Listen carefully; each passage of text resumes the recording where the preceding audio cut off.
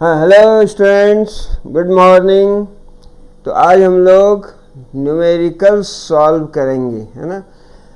Numericals के chapter का, first chapter का, डायमेंशंस एंड डायमेंशनल एनालिसिस। ठीक है, अब रिवीजन स्टार्ट करते हैं थोड़ा। Gas bubble from N explosion under water oscillates with a period T proportional to p to the power a, d to the power b and e to the power c, where p is the static pressure, p pressure है, d is the density of water and e is the total energy of the explosion. e क्या है? total energy of the explosion. Find the values of a, b and c. a, b जो constants हैं a, b, c, इसका values निकालना है।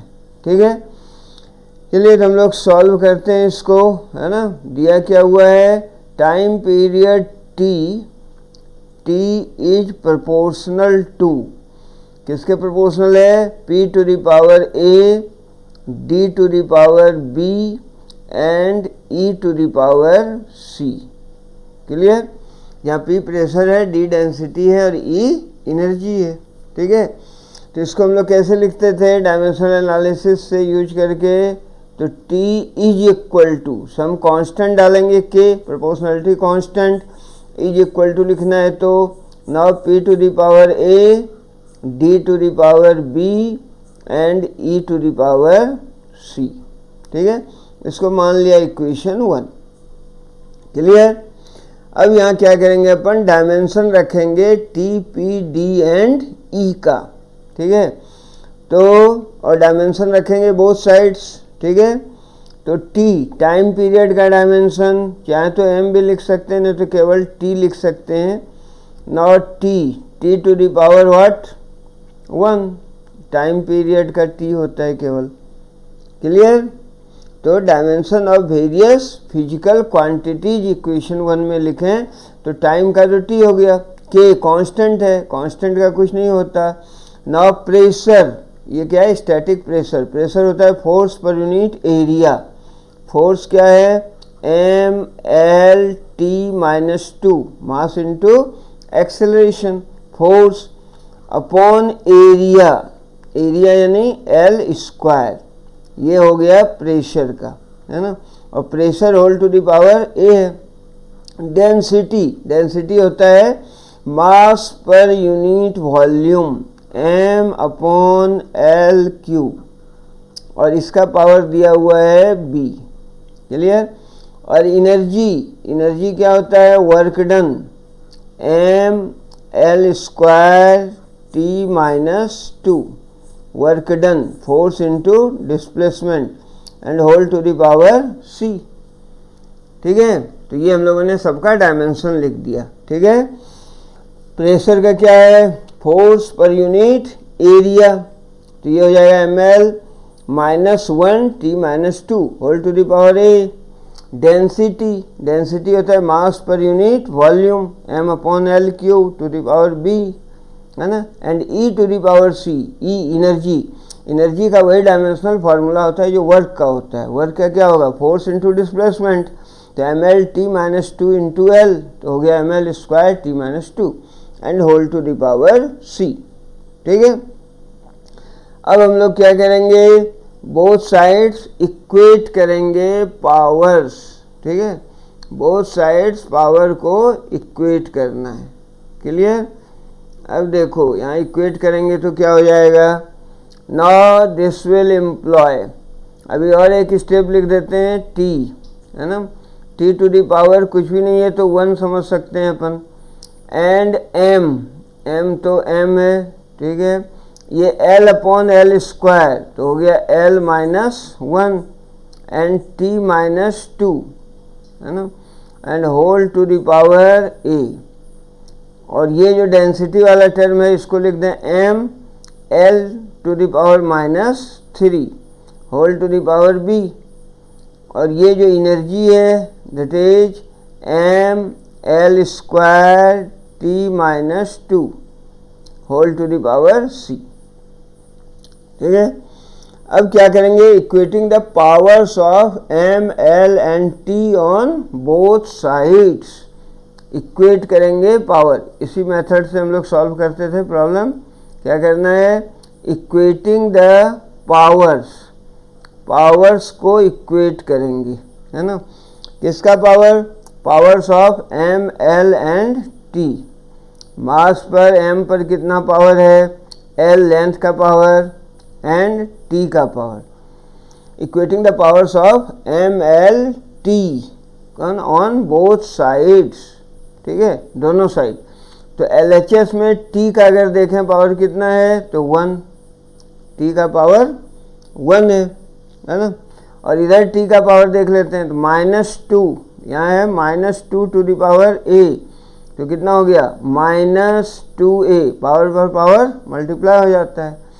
T का power देख रहे हैं, फिर यहाँ आ जाएं, T to the power -2 into C, तो -2c, तो 1 इज इक्वल टू हो गया -2a -2c, ठीक है। अब m का पावर देख लें, m का LHS में m नहीं है, यानी m टू द पावर 0, यानी thing raise to the power 0 बराबर 1 हो जाता है। तो इधर नहीं है ये क्वांटिटी, इसका मतलब इस पर पावर 0 है LHS में। और RHS में m टू पावर 1 और a, तो a हो गया ये, ठीक है।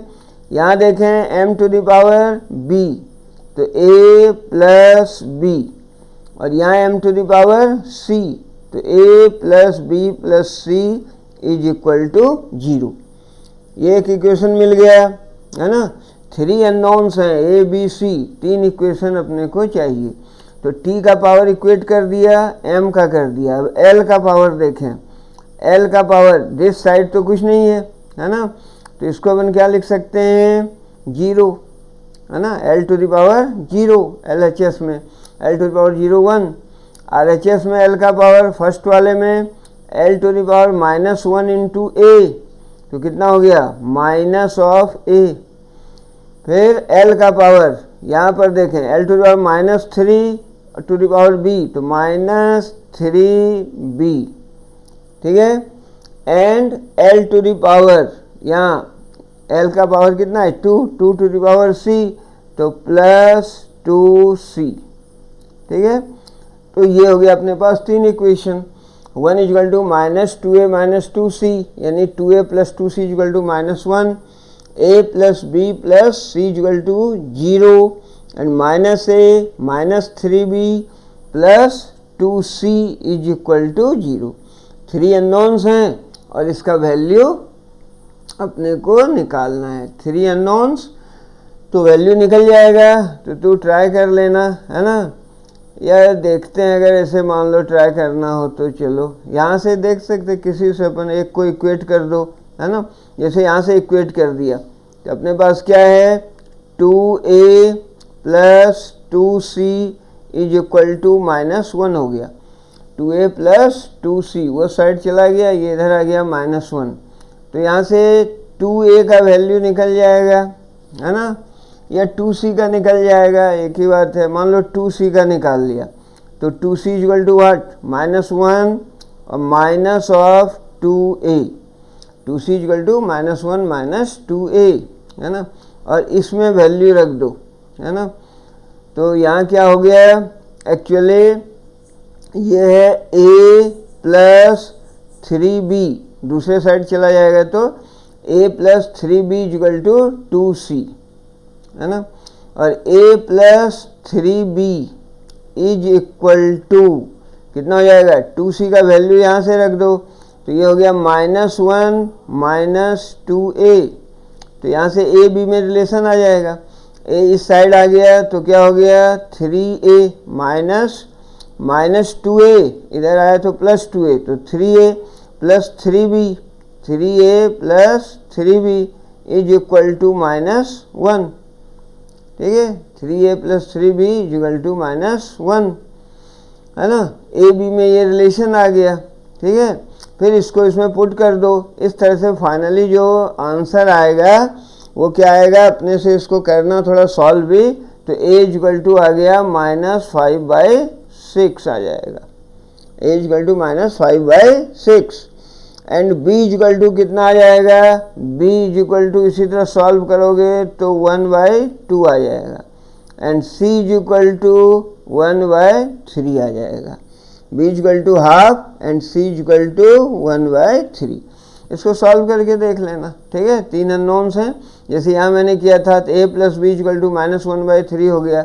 a प्लस बी का यहाँ वैल्यू रख दो, a प्लस बी बराबर, जैसे यहाँ से देख लेते अपन, ये 0 है, बराबर a प्लस बी का वैल्यू कितना हो गया, -1/3, तो -1/3 और प्लस c है ना, दैट इज यहाँ से देख लो c का वैल्यू कितना आ गया 1/3 है ना, c इक्वल टू 1/3।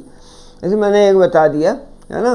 मान लो c का वैल्यू निकल गया तो इसमें पुट कर दो, तो यहाँ पुट कर दोगे तो यहाँ से a का वैल्यू निकल जाता, a equal to what, +2a equal to -1 -2c, और यहाँ वैल्यू रख दोगे c का 1/3, तो a इक्वल टू आ जाएगा -5/6, ठीक है। तो ये वेरी सिंपल है, समझ में आया। अपने को वे क्या है, ऐसे इक्वेशन में जो दिया हुआ है अपने को t किस पर डिपेंड करता है, तो t is directly proportional to this, ऐसा लिखना है ना। Then t equal to k constant, is equal to का साइन लगाएंगे, प्रोपोर्शनलिटी साइन लगाएंगे। Then using the dimensional formula, both sides जो फिजिकल क्वांटिटी है उसका डायमेंशनल फार्मूला रख दो। t का रख दिया टाइम t, प्रेशर होता है फोर्स पर यूनिट एरिया, फोर्स होता है mass into acceleration ml, t-2 upon area, force तो mass into acceleration and pressure is force पर यूनिट एरिया, ठीक है। Whole to the power A, density था, डेंसिटी मास पर यूनिट वॉल्यूम है ना, एंड एनर्जी जो वर्क का होता है, तो डायमेंशनल फार्मूला पता है वो रख देंगे। Then both sides m, l and t का जो पावर है उसको इक्वेट कर देंगे, दोनों साइड पावर सेम होगा। तो इधर क्या है, इधर m और l नहीं है LHS में, तो इधर m to the power 0 and l to the power 0 होगा। अब पावर इक्वेट कर दो, क्योंकि ये दोनों क्वांटिटी बराबर हैं तो पावर्स क्या होंगे, इक्वेट कर देंगे पावर को, इस तरह से कांस्टेंट्स निकल आएगा। क्लियर, सिंपल ही सवाल है। चलिए दूसरा देखते हैं। If the escape velocity depends upon, कहता है यदि एस्केप वेलोसिटी डिपेंड करता है एक्सेलरेशन ड्यू टू ग्रेविटी पर and radius of the planet पर, then establish relationship between them by dimensional analysis. Escape velocity है ना, एस्केप वेलोसिटी यानी VE डिपेंड करता है, मतलब डायरेक्टली प्रोपोर्शनल लिखेंगे, acceleration due to gravity G पर, G का पावर मान लें A पर डिपेंड कर रहा है, and the radius of the planet, radius क्या होता है R, मान लें R to the power B पर डिपेंड कर रहा है, ऐसे लिखते हैं। ये क्या है, डायमेंशनल एनालिसिस के यूज पर प्रॉब्लम है ना। पहला हम लोगों ने क्या देखा, पहले में हम लोगों ने एक्चुअली ABC का वैल्यू निकाला, वहाँ भी रिलेशन इस्टेब्लिश किया, वैसा ही ये भी प्रॉब्लम है। डायमेंशनल एनालिसिस का यूज किया जाता है in order to find the relation, जबकि अपने को पता है कि सर्टेन फिजिकल क्वांटिटी किस किस फैक्टर पर डिपेंड करता है। जैसे यहाँ अपने को पता है कि एस्केप वेलोसिटी बोल रहा है एक्सेलरेशन ड्यू टू ग्रेविटी पर डिपेंड करता है और रेडियस ऑफ द प्लैनेट पर, तो लिख दिया escape velocity V is directly proportional to G to the power A R to the power B, certain power से P Q कुछ भी पावर रख सकते थे, है ना। देन हम लोगों ने क्या लिखा था सेकेंड स्टेप, कि VE is equal to some constant K हो जाएगा, ना G to the power A and R to the power B, ठीक है। यही मेथड अपन ने उसमें भी अपनाया था। अब क्या करेंगे, putting the dimensions of various physical quantity. अब पुटिंग द डायमेंशन, दोनों साइड डायमेंशन पुट कर देंगे, है ना, और इस तरह से क्या करेंगे, AB का वैल्यू निकाल देंगे। Putting the dimensions of various physical quantities, है ना, क्या वेरियस फिजिकल क्वांटिटीज है, जैसे इधर वेलोसिटी है, एक्सेलरेशन ड्यू टू ग्रेविटी है और R है। तो क्या मिल जाएगा 1 से? वेलोसिटी का डायमेंशनल फार्मूला होता है L T minus 1, distance upon time. ठीक है, वेलोसिटी के तो कांस्टेंट है, कांस्टेंट का डायमेंशनल फार्मूला नहीं होता है ना। जी एक्सेलरेशन ड्यू टू ग्रेविटी, ये एक्सेलरेशन ही एक तरह का, तो इसका भी एक्सेलरेशन का जो होता है एल टी माइनस 2, यही होगा dimensional formula. And this to the power A, and R क्या है? रेडियस, लेंथ डायमेंशन, तो लेंथ पर पावर कितना है? बी, है ना। अब क्या करेंगे? बस सेम ही क्वेश्चन है जैसा कि मैंने ऊपर में दिया प्रॉब्लम, सेम क्वेश्चन ये भी है नीचे। ठीक है, सेम क्वेश्चन है। तो यहाँ अपने को बस क्या करना है, अब इक्वेट करना है पावर्स को, है ना। ये जो किया था ऊपर अपन ने, equating the powers of L and T, दो ही हैं। इक्वेटिंग द पावर्स ऑफ, किसका पावर? एल एंड टी, क्या? On both sides we have, यहाँ देखो L का पावर इस साइड कितना है? नहीं कुछ है तो 1, तो LHS में 1 है। RHS में L का पावर कितना है? यहाँ भी 1 है, 1 टू द पावर A, तो A हो गया। और यहाँ L का पावर कितना है? B, तो A प्लस B। ठीक है, तो 1 इक्वल टू हो गया A प्लस B, है ना। एक दूसरा T पर पावर कितना है LHS में? T पर पावर दिस साइड -1, और RHS में T to the power -2 to the power A, तो -2A, है ना। यहाँ तो T है नहीं।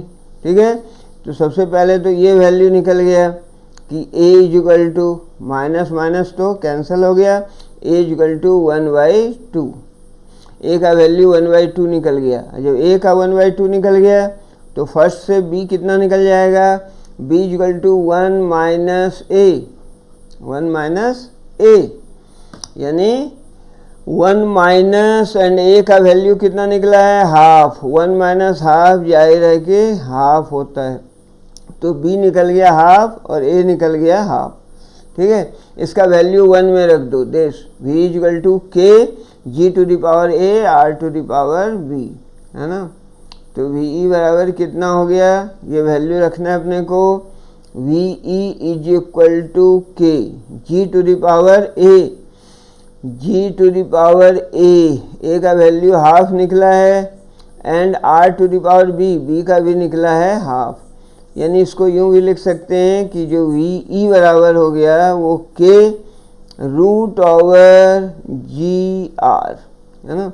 यानी एस्केप वेलोसिटी का ये डायमेंशनल एनालिसिस से जो रिलेशन निकला G एंड R के साथ, V equal to K root over GR। हालांकि फाइनली जो आंसर आता है, एग्जैक्ट जो वैल्यू होता है वो होता है relation, exact relation V equal to root over 2GR, आगे हम लोग पढ़ेंगे, है ना। बट डायमेंशनल एनालिसिस का ये लिमिटेशन है कि इसमें कांस्टेंट्स का वैल्यू नहीं निकलता, है ना। तो K के टर्म में अपन ऐसा ही लिखेंगे, this is equal to this, putting the value तो V is equal to root over GR हो जाएगा। ठीक है, और K भी रहेगा, K इंटू दिस। ठीक है, क्योंकि डायरेक्टली प्रोपोर्शनल बोला है तो K होना चाहिए। आया समझ में? तो इस तरह से प्रॉब्लम हम लोग यहाँ सॉल्व करते हैं यूनिट एंड डायमेंशन का, है ना। कभी और इसके एप्लीकेशन आते हैं, जैसे क्या, वन सिस्टम ऑफ यूनिट को अनदर सिस्टम ऑफ यूनिट में कन्वर्ट करने का, वो भी प्रॉब्लम आता है। ठीक है, तो ये सारे मतलब कुछ सैंपल के तौर पर मैंने कुछ प्रॉब्लम्स लिए हैं। ठीक है, अब देखो ये दिया हुआ है, the force F is given, force F दिया हुआ है, given in terms of time t and displacement x by the equation F is equal to A cos bx plus C sin dt। What are the dimensions of D upon B? ठीक है, F क्या है? F is the force, F force है ना, and time है t and displacement है x। इसके बीच relation ऐसा दिया हुआ है, F equal to A cos bx plus A cos B X plus C sine D T, तो डी बाय बी का वैल्यू निकालना है। ठीक है, तो यहाँ हम लोग कैसे प्रोसीड करेंगे, है ना। ये दोनों क्या हैं, यहाँ देखो, ये दोनों एक्चुअली एंगल हैं, cos B X, cos theta है ये ऐसा, और ये साइन डी टी, ये साइन थीटा है, थीटा यानी एंगल, तो ये दोनों ही एंगल है। एंगल है तो एंगल का डायमेंशनल फार्मूला क्या होगा, एंगल का सेम होगा डायमेंशन, है ना। नहीं आया समझ में, cos of theta sine of theta, theta angle है और एंगल का डायमेंशन सेम होता है ना। तो यहाँ क्या हो गया, B X and D T, B X and D T, ये क्या है, दीज आर एंगल्स, ये एंगल्स हैं, कोण हैं, है ना। इसलिए दोनों का डायमेंशनल फार्मूला सेम होगा, यानी बी एक्स का जो डायमेंशनल फार्मूला है ये बराबर होगा किसके, डी टी के, बी एक्स का डायमेंशनल फार्मूला डी टी के बराबर होगा, है ना। तो यहाँ से डी बाई बी निकल जाएगा easily, D upon B, D upon B क्या हो रहा है, X upon T, and what is X, X क्या है, X is the displacement and T is the time. ठीक है, यहाँ कैपिटल टी नहीं तब फिर स्मॉल टी लिखना पड़ेगा, है ना। टी क्या है, टाइम है, तो क्या हो जाएगा, एक्स अपॉन टी, और एक्स है डिस्प्लेसमेंट यानी इसका डायमेंशनल फार्मूला एल होगा, और टी टाइम है तो टी यानी क्या हो गया, एल टी माइनस वन, है ना, एल टी माइनस वन। ठीक है, तो dimension of D upon B, D upon B का डायमेंशन क्या हो गया, ये वेलोसिटी या स्पीड का डायमेंशन आया L T minus one. Clear, चलिए ये तो बहुत सिंपल था, है ना। अब पहले थोड़ा सिंपल प्रॉब्लम कराऊं फिर बाद में, है ना, नेक्स्ट क्लास में देखेंगे। चलिए, तो the velocity v of a particle depends, यहाँ डिपेंड्स थोड़ा साथ में आ गया है ना। The velocity v of a particle depends upon time t, कहता है कि ये जो वेलोसिटी है पार्टिकल का वो डिपेंड कर रहा है किस पर, velocity of a particle depends, ये किस पर डिपेंड कर रहा है, टाइम t पर, according to the relation v is equal to A T plus B upon T plus C, है ना। ऐसा दिया हुआ है, v is equal to A T plus B upon, ये b पर होल है, t प्लस सी। ठीक है, ये दिया हुआ है, velocity of a particle depends upon time t according to the relation v equal to A T plus B upon T plus C. तो क्या कहता है कि what are the dimensions of A B and C, क्या निकालना है, dimensions of A B and C. ठीक है, ये भी बहुत इंटरेस्टिंग सिंपल प्रॉब्लम है, dimension of A B and C निकालना है। क्लियर, तो सबसे पहले सिंपल अप्रोच देखते हैं अपन, ये भी एप्लीकेशन पर है। क्या एप्लीकेशन है, डायमेंशनल फार्मूला का होमोजेनिटी, प्रिंसिपल ऑफ होमोजेनिटी, मतलब like quantities only can be added and subtracted. ठीक है, जैसे क्या कहें, चार लड़के हैं, चार लड़के और दो लड़के आ गए, तो चार और दो लड़के कितने हुए, छह लड़के, चार लड़के और क्या दो बिल्ली बराबर कितने हो गए, तो वही चार लड़के दो बिल्ली। तो like quantities can be added ना, that is principle of homogeneity. एक जाति, जाति मतलब जैसे वेलोसिटी को वेलोसिटी के साथ, मनुष्य को मनुष्य के साथ, जानवर कुत्ते को कुत्ते के साथ, बिल्ली को बिल्ली के साथ जोड़ेंगे, है ना। तो v इधर क्या है, वेलोसिटी, और ये क्या है, ए टी प्लस समथिंग, यानी ए टी का डायमेंशन क्या होगा, वेलोसिटी का ही होगा, और ये है b अपॉन टी प्लस सी, टी प्लस सी। तो जो ऐड करेंगे लाइक क्वांटिटीज को ऐड करेंगे ना, तो इसका मतलब t है ये टाइम, तो c भी क्या होगा, टाइम होगा, है ना। तो यहाँ से ये क्लियर हो गया कि जो सी होगा, सी क्या होगा, सी भी टाइम होगा। तो सी का हो गया डायमेंशन कितना, सी का जो डायमेंशन फॉर्मूला होगा वो होगा टाइम का। क्लियर, आगे समझ में, टी प्लस सी, टाइम को टाइम के साथ जोड़ेंगे ना तो सी भी क्या होगा, टाइम होगा। तो सी का डायमेंशनल फार्मूला क्या होगा, टाइम। अब देखो वेलोसिटी है ये, और ये ए टी, ये भी वेलोसिटी होना चाहिए, वेलोसिटी वेलोसिटी के साथ जुड़ेगा, है ना। तो ए टी बराबर ए टी टाइम है, टाइम, है ना, इज इक्वल टू क्या होगा, ए टी वेलोसिटी होगा। तो ये वेलोसिटी है। तो यहाँ से ए का वैल्यू निकल जाएगा। What is A is V by T, and V क्या होता है, वी होता है L T minus one, V है L T minus one upon time. तो ये हो गया क्या, L T minus two, L T minus two, यानी ये क्या है, एक्सेलरेशन का डायमेंशन है, एक्सेलरेशन इनटू टाइम वेलोसिटी होगा, सही है। ए क्या निकल गया, एल टी माइनस टू, ठीक है। नाउ डायमेंशन अब किसका बचा, सी का निकाल लिया अपन ने, ए का निकाल लिया, बी का बचा, है ना। तो यहाँ देखो बी अपॉन दिस, है ना, बी अपॉन, और ये क्या है पूरा टी प्लस सी, टाइम, सी का भी टाइम निकला। तो डिनोमिनेटर इसका है टाइम, और ये पूरा क्वांटिटी क्या होगा, ये पूरा क्वांटिटी वेलोसिटी है एलएचएस में, तो ये भी वेलोसिटी है एटी, और ये भी पूरा वेलोसिटी होगा, यानी बी अपॉन टी प्लस सी, ये बराबर वेलोसिटी है ना। और टी प्लस सी ये टाइम है, तो बी बाई टाइम बराबर वेलोसिटी। तो यहाँ से बी का वैल्यू निकल सकता है, बी बराबर क्या हो गया, velocity into time, L T minus one, that is L. तो बी का डायमेंशनल फार्मूला क्या हो गया, एल हो गया। क्लियर, समझ में आ गया होगा। क्या किया अपन ने, v बराबर A T plus B by T plus C है, तो ए बी सी का बोल रहा है डायमेंशनल फार्मूला।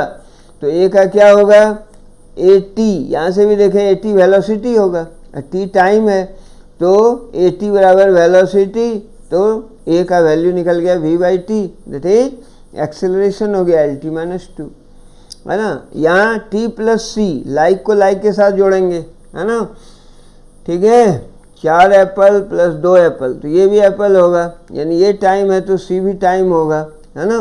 तो सी का टाइम पहले ही निकल चुका है ना, और ए भी निकल गया। अब बी की बारी है, तो ये पूरा सेकेंड जो टर्म था बी अपॉन टी प्लस सी टाइम हो गया, तो बी क्या होगा, लेंथ होगा, तभी तो लेंथ बाय टाइम क्या होना है, वेलोसिटी होना है, ठीक है। तो इन दिस वे ऐसे प्रॉब्लम को सॉल्व करेंगे। बहुत सिंपल लिया है मैंने, है ना, क्योंकि फर्स्ट क्लास है ना, ज़्यादा डिफिकल्ट ले लेंगे तो घबरा जाते।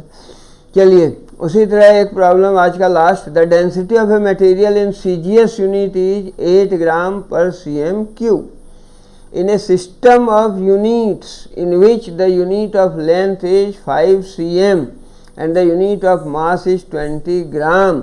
What is the density of the material? क्या है, ये भी डायमेंशनल फार्मूला, डायमेंशनल एनालिसिस का यूज है, कि डायमेंशनल एनालिसिस का यूज होता है to convert one system of unit into another system of unit. But ये डायरेक्ट क्वेश्चन नहीं है, एप्लीकेशन है, थोड़ा घुमाया हुआ है ना। तो क्या कह रहा है इसमें, ये देखो सीजीएस सिस्टम है ना, ये है सीजीएस सिस्टम, और दूसरा क्या है, दूसरा दिया है न्यू सिस्टम, ये एक नया सिस्टम है, एसआई वगैरह नहीं दिया है, वो तो सिंपल हो जाता। ये क्या है, न्यू सिस्टम, एप्लीकेशन बना दिया ना इसको थोड़ा। तो सीजीएस सिस्टम और न्यू सिस्टम, दो सिस्टम है यूनिट का, है ना।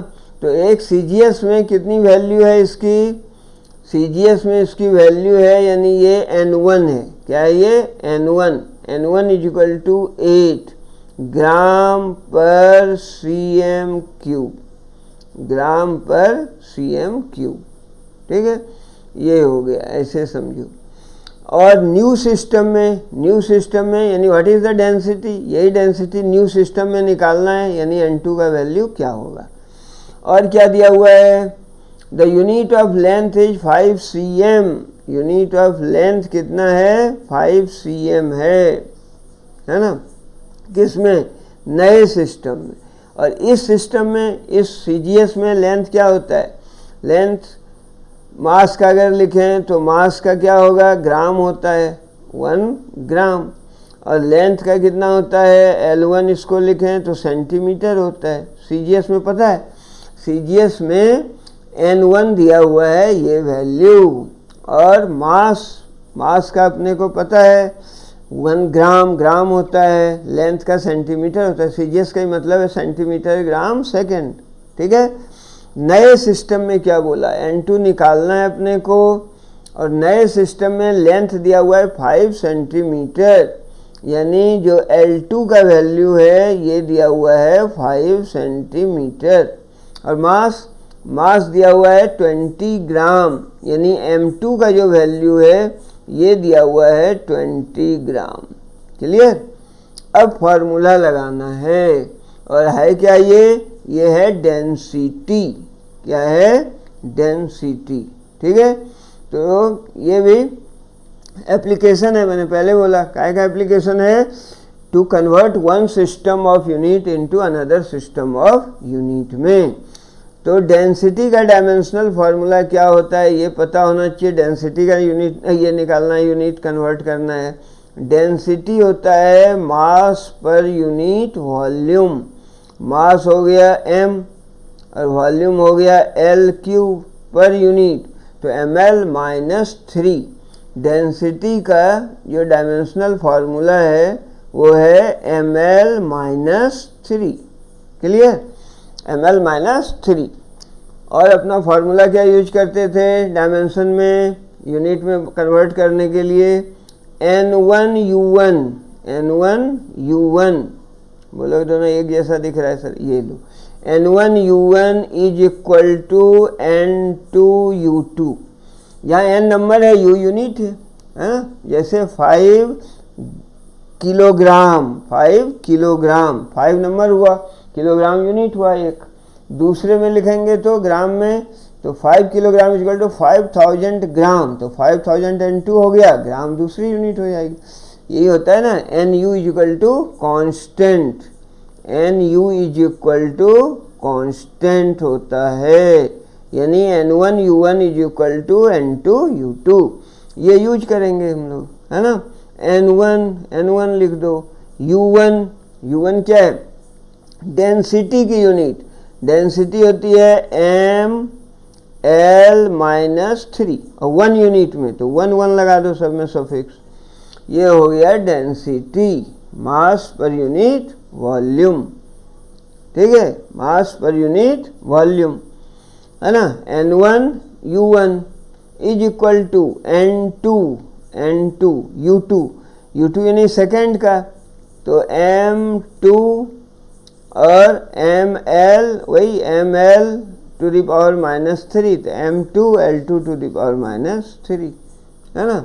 बस समझे, वन सिस्टम को अनदर सिस्टम में कन्वर्ट करने के लिए हम लोग ये यूज करते हैं। वन सिस्टम ऑफ यूनिट को अनदर सिस्टम ऑफ यूनिट में कन्वर्ट करने के लिए इस फॉर्मूले का यूज करेंगे। क्लियर। चलिए, अब यहाँ वैल्यू रखना बाकी है। हमने को निकालना क्या है, अपने को N1 दिया हुआ है, N2 निकालना है।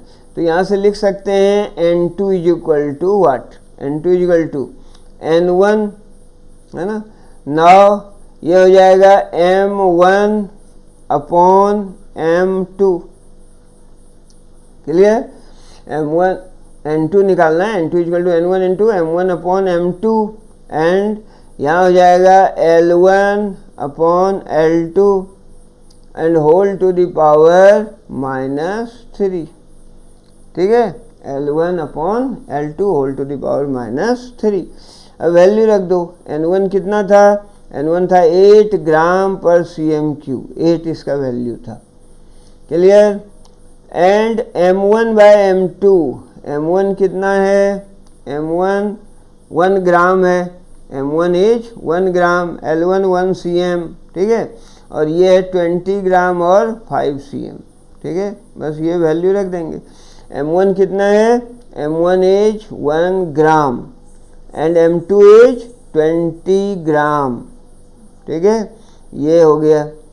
L1 कितना था, 1 सेंटीमीटर एंड L2 दिया हुआ है 5 centimetre and whole to the power -3, ठीक है। अब सॉल्व कर लो, ग्राम ग्राम कैंसिल हो गया, CM CM कैंसिल हो गया, तो बच गया क्या, 8 into 1/20 into 1/5 whole to the power -3, that is ये 5 ऊपर चला जाएगा तो हो जाएगा 5 टू द पावर 3, है ना, 5 टू द पावर 3।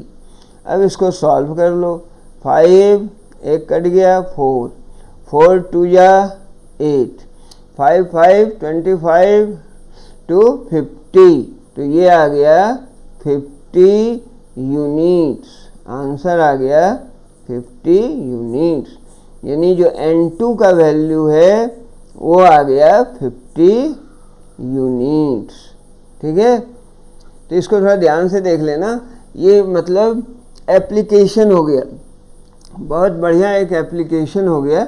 एक्चुअली इसमें सिंपल प्रॉब्लम आ सकते हैं, CGS 1, जैसे कि SI सिस्टम में फोर्स की यूनिट होती है न्यूटन, CGS में होती है डाइन, तो कन्वर्ट 1 न्यूटन इंटू डाइन, ये कन्वर्ट 1 जूल इंटू अर्ग CGS यूनिट ऑफ वर्क में, है ना, तो ऐसे आ सकते हैं। बट ये थोड़ा सा ज़्यादा एप्लीकेशन टाइप का था, बढ़िया एप्लीकेशन टाइप का क्वेश्चन था, ठीक है ना। ये क्वेश्चन एम्स में आया हुआ है, ऑल इंडिया मेडिकल साइंस।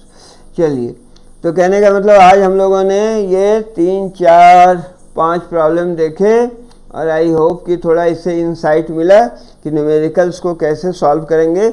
अब हम लोग अपना कोर्स तो हो गया है जितना होना चाहिए फर्स्ट टर्म के लिए, और हम लोग थोड़ा 1 बाय 1 इसको रिवाइज करेंगे, थोड़े थोड़े न्यूमेरिकल्स बनाएंगे। अगर न्यूमेरिकल्स बना लिया तो इसका मतलब है उसका थ्योरी थोड़ा क्लियर होना चाहिए, है ना। तो this will help you a lot and this is the time to say you all thanks those are listening, है ना, फॉर योर पेशेंस लिसनिंग।